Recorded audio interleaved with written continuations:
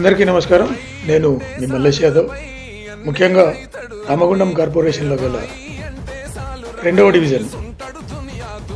డివిజన్లో గత 20 సంవత్సరాలుగా ఎలాంటి అభివృద్ధి జరగలేదు.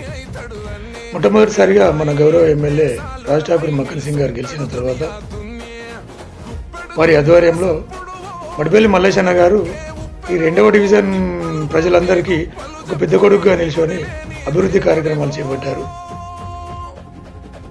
మడిపల్లి మల్లేశన్న గారు ముందుకు రాగానే రెండవ డివిజన్లో వీధి లైట్లు, అలాగే రోడ్లు అంటే చాలా అద్భుతమైన రోడ్లు. ఇంతకుముందు రెండవ డివిజన్కి రావడానికి కనీసం వర్షం కొడితే నడవడానికి కూడా దారి లేనటువంటి పరిస్థితిలో ఉన్న రెండవ డివిజన్ను మక్కన్ సింగ్ గారి ఆధ్వర్యంలో మడిపల్లి మల్లేష్ గారు చాలా తొందరగా రోడ్లు వేయడం జరిగింది. చాలా నాణ్యతగా కూడా వేయడం జరుగుతుంది.